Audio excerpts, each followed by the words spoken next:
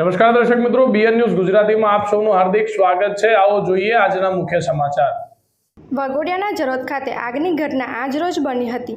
Jarod police station પાસે આ ઘટના બનતા કેટલાક ગુનાના કામમાં ઝડપાયેલ વાહનોને આગે લપેટમાં લીધા હતા। આગની ઝપેટમાં નાના મોટા 25 જેટલા વાહનોને આવી જતા ભારે નુકસાન થયું હતું, જેમાં આ આગની ઘટના બનતા સ્થાનિક લોકોને આગને ઓલવવા માટે પાણીનો મારો ચલાવી મદદરૂપ બન્યા હતા। 4 જેટલા ફાયર ફાઇટર પણ આગ પર કાબૂ મેળવવા માટે પ્રયત્નો ચાલુ કરી દીધો હતો। આ આગ લાગવાનું સાચું કારણ અકબંધ હાલ છે। અચાનક આગ લાગતા આજુબાજુના રહીશોમાં ફફડાટ ફેલાયો હતો। આગ પર કાબૂ મેળવી લેવાયો હતો। जरूरत पुलिस स्टेशन की वडोदरा फायर ब्रिगेड ने जप्ती करेला કંઈક વાહનો અગમ્ય કયા કારણસર કંઈક આગ લાગેલી વડોદરા ફાયર બ્રિગેડ તરફથી ઈઆરસી ફાયર સ્ટેશન તથા પાણીગેટ ફાયર સ્ટેશનની સ્ટાફ સાથે ઘટના સ્થળે આવી આગને કંટ્રોલ કરેલી। પાણીગેટથી સબ ફાયર ઓફિસર વિનોદ મોહિતે।